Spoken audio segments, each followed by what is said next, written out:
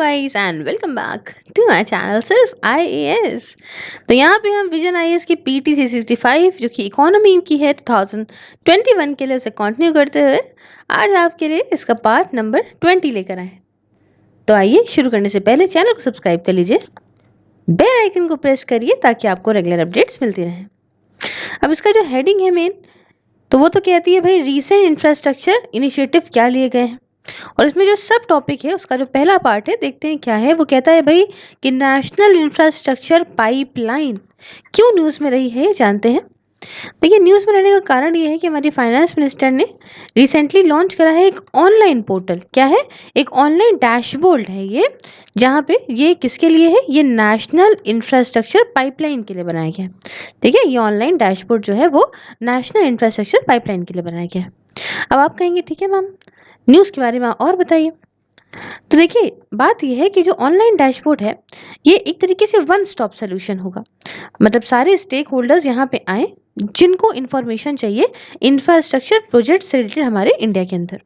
ठीक है, डैशबोर्ड जो है वो होस्ट है on the India investment grid, और ये एक ऑनलाइन इनिशिएटिव प्लेटफॉर्म भी होगा जो आपको दिखाएगा कि अपडेटेड और रियल टाइम इन्वेस्टमेंट अपॉर्चुनिटीज हमारे देश के अंदर कौन कौन सी अवेलेबल है। अब आपको एक वर्ड यहाँ अजीब और नया लगा होगा, इंडिया इन्वेस्टमेंट ग्रिड। क्या है ये? देखिए, ये एक इनिशिएटिव है department for promotion of industry and internal trade, ministry of commerce के अंदर आती है उसका, और साथ में इन्वेस्ट इंडिया का, मतलब वो आपका national investment promotion and facilitation agency है। तो इन दोनों का एक ये इनिशिएटिव है। और ये नेशनल इंफ्रास्ट्रक्चर पाइपलाइन के बारे में आइए कुछ बात और जानते हैं। देखिए, इंडिया को यहाँ पे करीब 4.5 ट्रिलियन जो है डॉलर्स को खर्चा करना पड़ेगा अपने इंफ्रास्ट्रक्चर पे 2030 तक, ताकि एक सस्टेनेबल ग्रोथ रेट इंडिया पा सके। और सरकार ने ये भी अनाउंस कर दिया कि इंफ्रास्ट्रक्चर प्रोजेक्ट करीब 102 लाख करोड़ रुपीस के जो होंगे उनको हम 2025 तक 2025 तक इम्प्लीमेंट भी कर देंगे। तो इसी के लिए जो नेशनल इंफ्रास्ट्रक्चर पाइपलाइन है वो यहाँ पे seeks to implement and streamline this in an efficient manner. ठीक है, इसको भाई अच्छी तरीके से यहाँ पे अच्छी तरीके से इसको भी इम्प्लीमेंट करना पड़ेगा।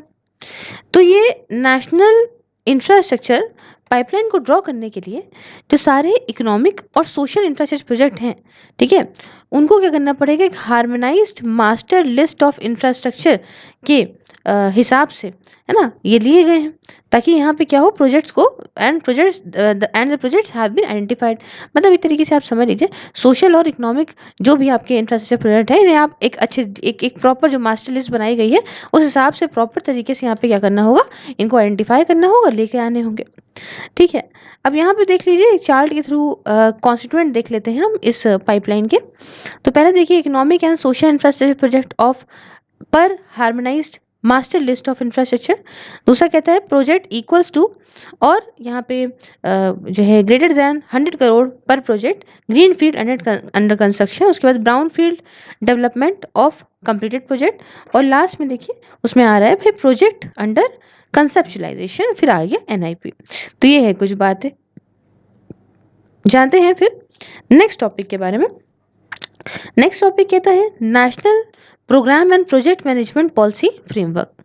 ठीक है, NPMPF। क्या है ये? देखिए, इसे लॉन्च तो करा है नीति आयोग ने और क्वालिटी काउंसिल ऑफ इंडिया ने, और इसमें क्या है, रेडिकल रिफॉर्म्स हैं in the way infrastructure project are executed in India. फिर समझिए, इसे लॉन्च किसने किया है? National program and project management policy framework launched by Niti Aayog and Quality Council of India envisages radical reforms in the way infrastructure projects are executed in India। अब देखिए, ये क्या करेगा, ये मदद करेगा डेवलप करने में हमें अच्छी क्वालिटी का इंफ्रास्ट्रक्चर, एक बढ़िया गवर्नेंस और कॉस्ट और जो है वेस्ट मटेरियल कम करने के लिए। ठीक है, और इसमें हम भाई इन्वायरमेंट और इकोलॉजी से बिना कॉम्प्रोमाइज करे सारे काम कर सकते हैं। तो इन सब चीज़ों में ये मदद करेगा। साथ में ये हमें कोहेरेंट एग्जीक्यूशन, मतलब एक बढ़िया एग्जीक्यूशन अप्रोच भी देगा, है ना, जिससे क्या होगा, एक बढ़िया लिंक बनेगा आपका पोर्टफोलियोज जो प्रोजेक्ट के हैं वहाँ से लेके और इनके जो भी कंपोनेंट स्ट्रेटेजिक डिसिप्लिन है सब तक, है ना, ताकि यहाँ पे क्या हो कि एग्जीक्यूशन इस प्रोजेक्ट का बढ़िया हो, मतलब प्रोजेक्ट एग्जीक्यूट अच्छे तरीके से, उसमें कहीं भी अड़ंगा ना आए। तो देखिए, यहाँ पे 2017-18 का जो इकोनॉमिक सर्वे है उसके हिसाब से देखें तो इंडिया को इन्वेस्टमेंट की ज़रूरत है करीब 4.5 ट्रिलियन की 2040 तक, अगर हमें अपना इंफ्रास्ट्रक्चर डेवलप करना है अपने अपनी सस्टेनेबल ग्रोथ के लिए, ठीक है। तो अभी इसके लिए NPMPF जो है ये एक्शन प्लान देगा, ताकि हम एक ऐसा प्रोग्राम अडॉप्ट करें, ऐसा प्रोजेक्ट मैनेजमेंट अप्रोच करें, ताकि हम ये अपना इंफ्रास्ट्रक्चर डेवलपमेंट बढ़िया कर सकें। साथ में इंस्टीट्यूशनलाइज और प्रमोट करेगा प्रोफेशन ऑफ प्रोग्राम और प्रोजेक्ट इम्प्लीमेंटेशन को, ठीक है। मतलब यहाँ पे जो प्रोजेक्ट को मैनेजमेंट को, मतलब प्रोजेक्ट को मैनेज करने को लेके लीजिए, चाहे प्रोग्राम का एक प्रोफेशनल तरीके से काम करने को ले लीजिए, तो इन सब चीज़ों को एक बढ़िया जो है इंस्टीट्यूशनलाइज करेगा ये, और साथ में प्रमोट करेगा, और इससे एक बढ़िया एक प्रोफेशनल्स की वर्क फोर्स हो पाएगी। मतलब जो भी काम होगा प्रोफेशनल उसको करेंगे, तो ऐसे भी बहुत अच्छे तरीके से हो जाएगा। और आखिरी में ये यहाँ पे इंस्टीट्यूशनल कैपेसिटी और कैपेबिलिटी प्रोफेशनल्स की और ज़्यादा अच्छी करेगा। तो यहाँ पे प्रोफेशनल्स पे काफ़ी ज़्यादा ध्यान दे रहा है। नेक्स्ट टॉपिक की बात करते हैं लॉजिस्टिक सेक्टर की। जानते हैं ये न्यूज़ में क्यों रहा? देखिए, इंडिया का पहला ever multi modal logistic park MMLP ये सेटअप होने जा रहा है जोगी घोपा असम के अंदर, ठीक है। तो ये बात याद रखिएगा। न्यूज़ के बारे में कुछ और बात जानते हैं। देखिए, ये MMLP जो है ये एक रिफाइंड फॉर्म है लॉजिस्टिक पार्क का, जहाँ पे बहुत सारे अलग अलग तरह के वैल्यू एडेड सर्विसेज को जो है वो रेंडर किया जाएगा, एक साथ लाया जाएगा, जिसमें कि आपका इसको कैसे कैसे रेंडर करेंगे, रेल या रोड बेस्ड ट्रांसपोर्टेशन के साथ में। अब यही जो मल्टी मॉडल लॉजिस्टिक पार्क है, इसको डेवलप करा जा रहा है अंडर भारतमाला परियोजना, एंड यहाँ पे प्रोवाइड करेगा डायरेक्ट एयर, साथ में रोड, साथ में रेल और वाटरवेज कनेक्टिविटी लोगों को। पहले क्या हुआ था बच्चों, 2017 की बात है कि प्रोग्राम को लॉन्च किया गया था ताकि डेवलप कर सकें हम ऐसे 35 यही मल्टी मॉडल लॉजिस्टिक पार्क को पूरे ही देश के अंदर। और उसके बाद ड्राफ्ट नेशनल लॉजिस्टिक पॉलिसी भी यही कहती है कि आप MMLP मतलब मल्टी मॉडल लॉजिस्टिक पार्क को डेवलप करो। अब अगर आप इसको डेवलप करोगे स्ट्रैटेजिक लोकेशन पे, तो इससे क्या फ़ायदा होगा? इससे क्या होगा, लॉजिस्टिक की कॉस्ट जो है वो हमारी रैशनल बनेगी देश के अंदर, हमारी कॉम्पिटिटिवनेस और बढ़ेगी। करीब 13% से 14% जो GDP का है लॉजिस्टिक कॉस्ट, बहुत ज़्यादा है। अगर हम पूरे ग्लोबली देखें, ग्लोबल बेंचमार्क इसका 7 to 8% है। तो हमें यहाँ पे अपनी लॉजिस्टिक जो है कॉस्ट कम करनी है, और यही बात हमने कई सारे अपने जो करंट अफेयर्स हैं उसमें पढ़ी भी है, उसमें मदद करेगा। साथ में हायर लॉजिस्टिक कॉस्ट हमारे यहाँ देश में है, क्यों पता है आपको? पहली चीज़ तो क्योंकि देखिए ट्रांसपोर्टेशन की थोड़ा सा जो हमारा मॉडल है ये थोड़ा अजीब है। इंडिया के अंदर 60% जो फ्रेट है वो रोड के थ्रू होके जाता है। अब रोड में आप जानते हो टाइम भी लगता है, ट्रैफिक भी होता है, दिक्कत भी आती है, पैसा भी ज़्यादा लगता है क्योंकि देर में पहुँचता है, ह्यूमन लेबर भी लगती है, तो ये एक दिक्कत है। दूसरी दिक्कत ये है कि मटेरियल हैंडलिंग इंफ्रास्ट्रक्चर हमारा अच्छे से डेवलप नहीं है, बड़े तरीके से मटेरियल हैंडलिंग नहीं होती। और तीसरी बात प्रोसीजनल कॉम्प्लेक्सिटी है, मतलब toll collection, inter state freight movement वगैरह, ये ऐसी बहुत दिक्कतें सामने आती हैं।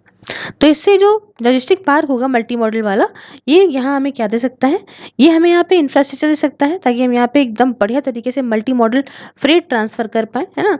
उसके बाद एक मैकेनाइज्ड वेयर हाउस दे सकता है, जहाँ पे हम बढ़िया तरीके से स्टोरेज कर सकते हैं, कोल्ड स्टोरेज वगैरह बढ़िया तरीके से कर सकते हैं, ठीक है। उसके बाद क्या कर सकता है ये वैल्यू एडेड सर्विसेज दे सकता है, जैसे कि आपका कस्टम क्लियरेंस हो गया, आपका क्वारंटीन जोन्स हो गई, टेस्टिंग फैसिलिटी हो गई, या फिर आपका वेयर हाउसिंग मैनेजमेंट सर्विसेज हो गई, ये सारी बातें सकता है। उसके बाद ये लेट स्टेज मैन्युफैक्चरिंग एक्टिविटीज़, जैसे कि ग्रेडिंग हो गया, सॉर्टिंग हो गया, लेबलिंग हो गया, पैकेजिंग हो गया, ये सारी चीज़ें दे सकता है। और आखिरी में बात करेंगे हम रिलेटेड न्यूज़। तो देखिए, गवर्नमेंट यहाँ पे एक नया लॉ लेके आना चाहती है ताकि लॉजिस्टिक सेक्टर को और बढ़िया तरीके से लाइन पे लाया जा सके। तो पहली बात तो ये कि मिनिस्ट्री ऑफ जो कॉमर्स है ये कंसिडर कर रही है कि एक लॉ बनाया जाए, एक लॉ बनाए जिसका नाम है national logistic law efficiency and advance predictability act, ठीक है, NLLEAP, ठीक है। इसे लाएं ताकि हम जो multi modal transportation of goods act 1993 वाला है उसे रिप्लेस कर दें। तो इस लॉ से सरकार का मुद्दा क्या है, एम क्या है, उद्देश्य क्या है? पहली चीज़ तो ये कि हम यहाँ पे बहुत सारे जो भी पार्टिसिपेंट्स उन्हें डिफाइन करेंगे लॉजिस्टिक स्पेस के, और एक नया रेगुलेटरी इकोसिस्टम बनाएंगे। दूसरी बात, जो कॉस्ट है लॉजिस्टिक की उसे हम कम करेंगे। अभी ये 14% है GDP की, तो हम इसको घटा के 10% से कम करना चाहते हैं। इसकी वजह से आप जानते हो कि जब कॉस्ट कम होगी तो कंपटीशन बढ़ेगा डोमेस्टिक गुड्स का हमारी इंटरनेशनल मार्केट में, समझे। और तीसरी बात क्या है कि इंडिया की रैंकिंग को इम्प्रूव करना है लॉजिस्टिक परफॉर्मेंस इंडेक्स में। तो इंडिया की जो रैंकिंग वर्ल्ड बैंक ये रिलीज़ करता है लॉजिस्टिक परफॉर्मेंस इंडेक्स, इसमें हमारी रैंकिंग 44th थी 2018 में 160 कंट्रीज़ में। तो इतनी बात आप होप आपको समझ में आ गई होगी। अब यहाँ नेक्स्ट देखिए, नेक्स्ट जो मेन हेडिंग है वो है रोडवेज की। तो इसके अंदर पहला टॉपिक देखते हैं, model concession agreement for BOT model. क्या है, न्यूज में क्यों रहा, समझते हैं। देखिए रिसेंटली एक इंटर मिनिस्ट्रियल ग्रुप ने अप्रूव करा है चेंजेस मॉडल कंसेशन एग्रीमेंट में, जिसे यूज करा जाता है बिल्ड करने के लिए प्राइवेटली फंडेड हाईवेज को on the build operate and transfer, जिसको हम लोग बॉट कहते हैं, है ना, बॉट टोल मॉडल को। अब जानते हैं न्यूज़ में क्यों रहा। देखिए न्यूज़ में रहने का कारण ये है कि जो बॉट बॉट का फुल फॉर्म मैंने आपको बता दिया, बिल्ड ऑपरेट एंड ट्रांसफ़र।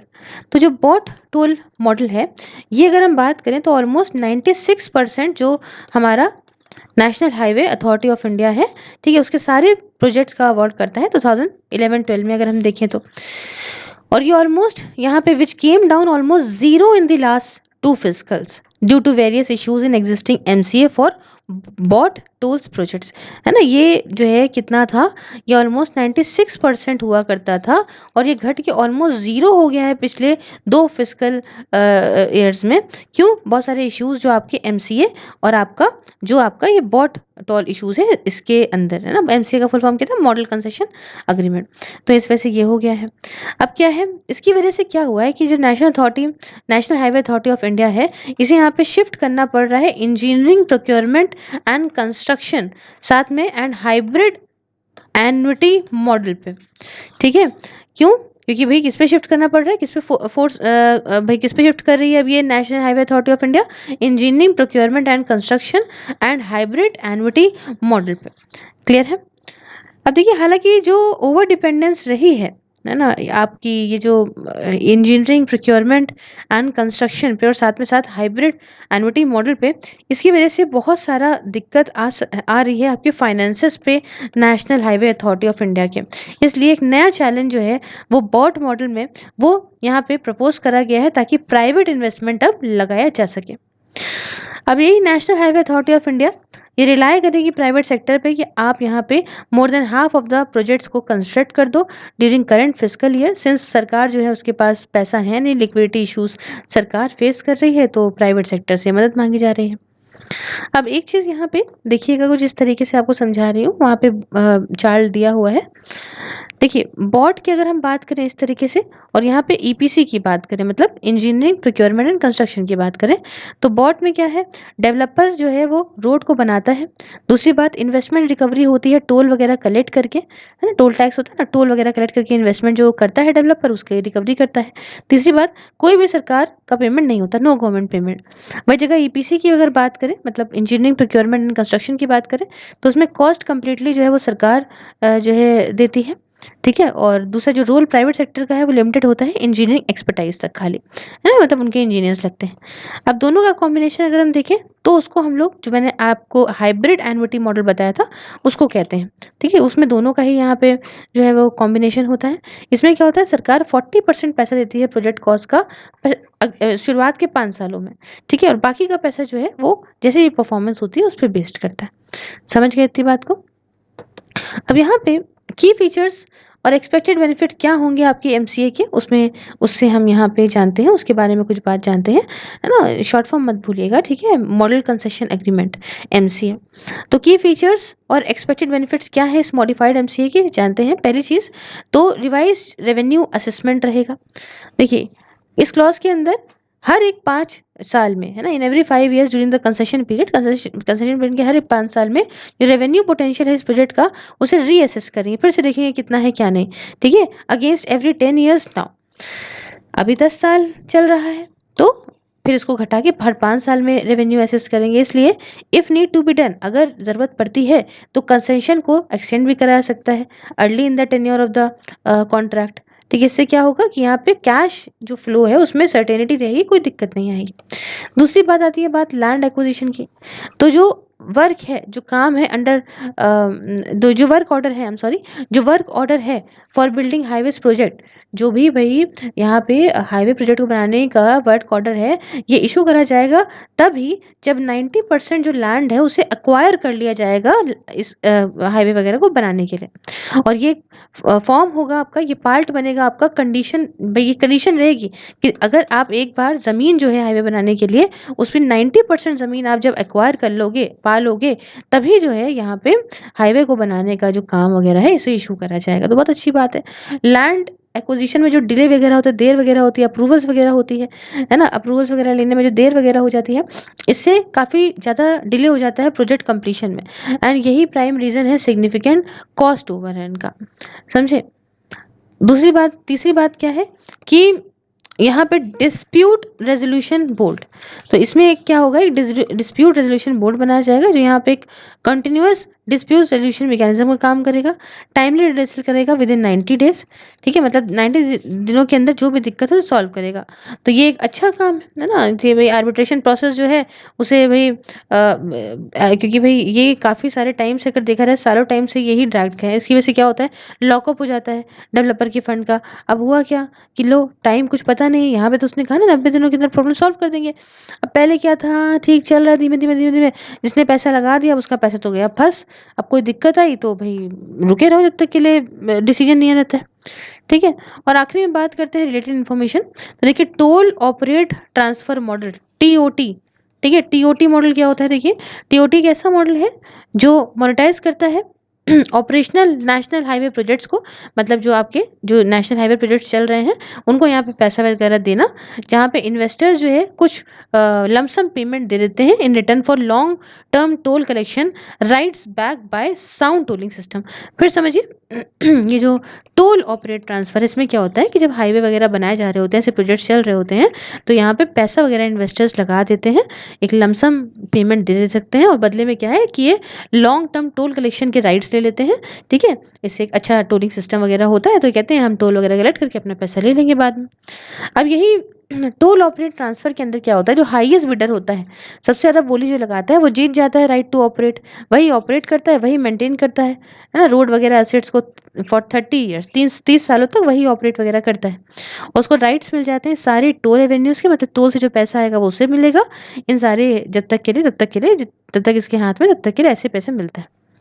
ये मॉडल जो है ये ज़्यादा अट्रैक्टिव है इन्वेस्टर्स के लिए, इन्वेस्टर्स को बढ़िया है, यहाँ पैसे लगाएं पैसा भी मिला, क्योंकि भाई देखो इनको इंफ्रास्ट्रक्चर इसके अंदर बिल्ड नहीं करना पड़ता है ना, स्टार्टिंग से बिल्ड नहीं करना पड़ता, यहाँ पे बीच में आ गए है ना, ऑपरेशनल जो ऑपरेशन मतलब काम में जो चल रहे हैं नेशनल हाईवे प्रोजेक्ट, उसमें आके इन्होंने बोली उन्हें लगे लगाई और उसी में ही अंदर कर गए, तो मतलब राइट फ्रॉम द स्क्रैच इनको काम नहीं करना है। साथ में ये जो टोल ऑपरेट ट्रांसफ़र है ना, ये जो है ये इससे जो पुराना दिक्कत थी, जो कमियां थी बॉट की, बिल्ड ऑपरेट ट्रांसफ़र की, इसे यहाँ पे जो है वो सही करा है, रेक्टिफाई करा है, ठीक है। और रेगुलरली क्या कर रहा है, इसमें यहाँ पे भाई मिलता भी जा रहा है, फ्रेश फंड्स भी मिलते जा रहे हैं, और स्टार्टिंग से किसी भी बर्डन भी नहीं है और कोई दिक्कत भी नहीं है। तो ये कुछ हमने टॉट मॉडल की बात करी। नेक्स्ट टॉपिक की जो बात करेंगे, टॉपिक कहता है मोटर व्हीकल एग्रीगेटर गाइडलाइंस के बारे में। तो क्या है ये जानते हैं ज़रा, गाइडलाइंस वगैरह के बारे में कुछ बातें।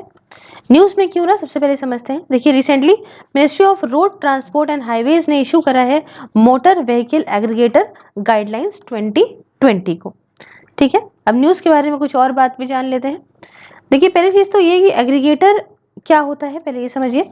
ये एक डिजिटल इंटरमीडिएटरी होता है, मतलब ये ऑनलाइन डिजिटली एक बिचौलिया टाइप का है, या मार्केट प्लेस आप कह सकते हो, है ना। ये किसके लिए है, ये पैसेंजर के लिए है, और ये पैसेंजर इसके थ्रू कनेक्ट होता है ड्राइवर के साथ में, है ना, for the purpose of transportation, transportation के पर्पस के लिए।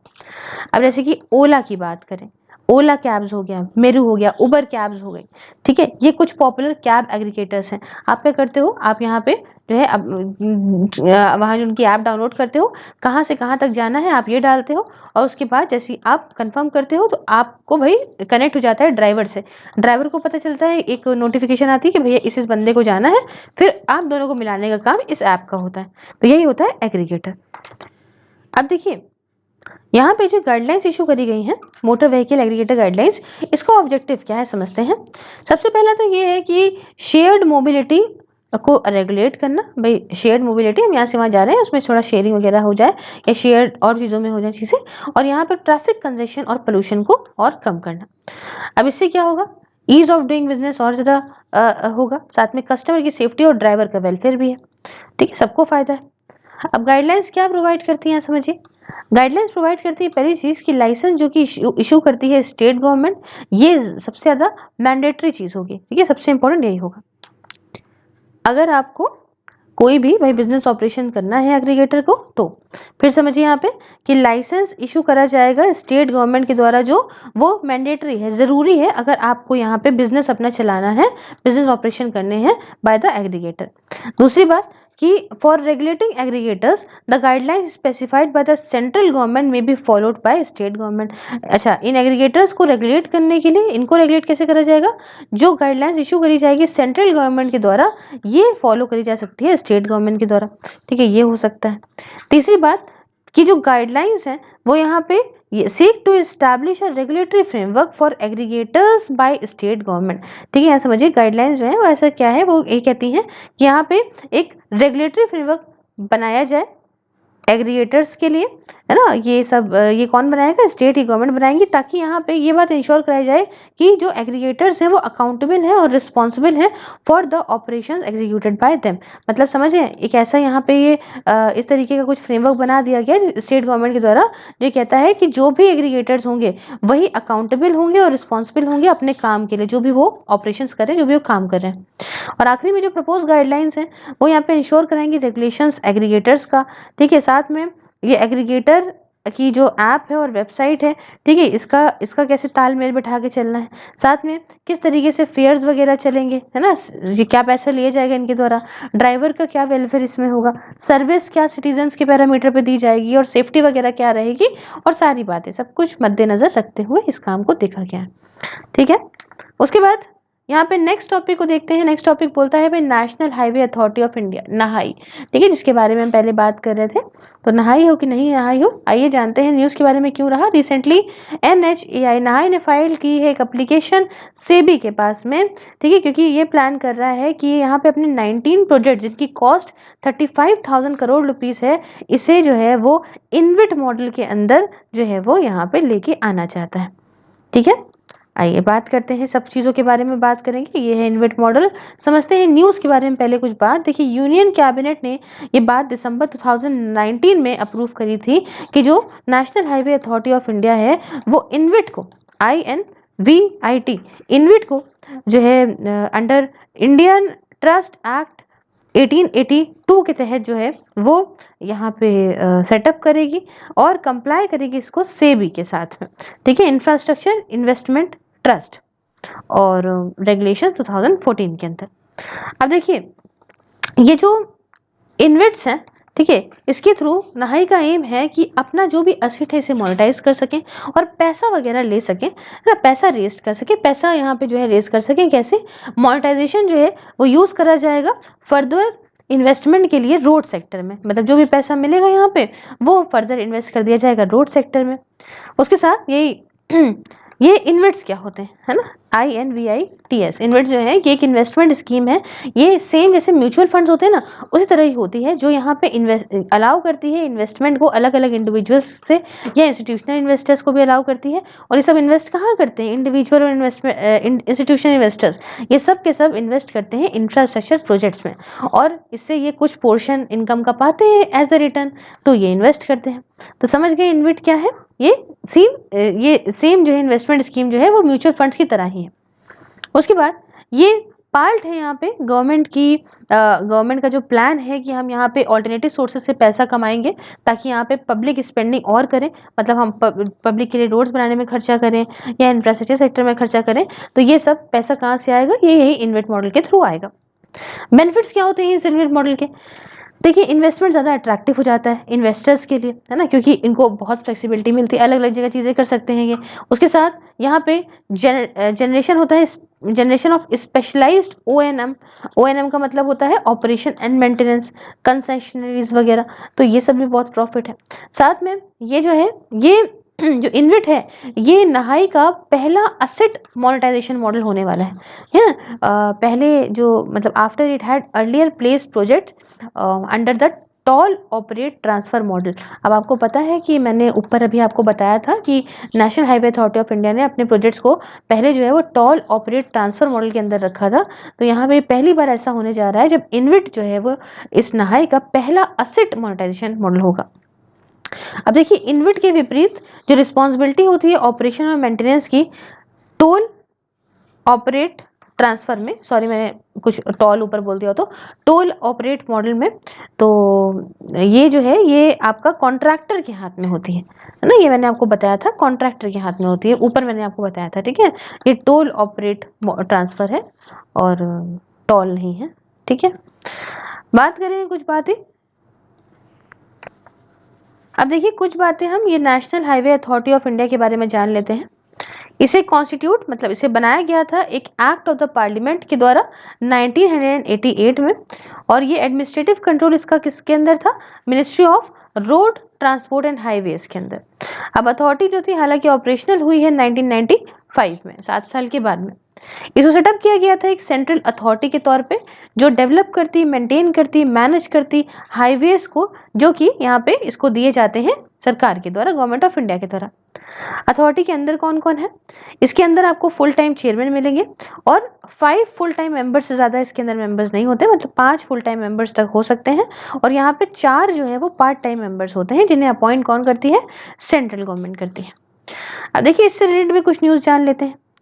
Data lake and project management software, ये क्या है, ये क्लाउड बेस्ड और artificial intelligence powered big data analytics platform है जिसे लॉन्च करा गया है national highway authority of India के द्वारा। फिर याद रखिए, data lake and project management software. अब इसके लॉन्च के बाद ये जो national highway authority of India है, ये पहला कंस्ट्रक्शन सेक्टर ऑर्गेनाइजेशन मिल गया है जो कि फुली डिजिटल हो गया है। क्या हो गया, फुली डिजिटल हो गया है।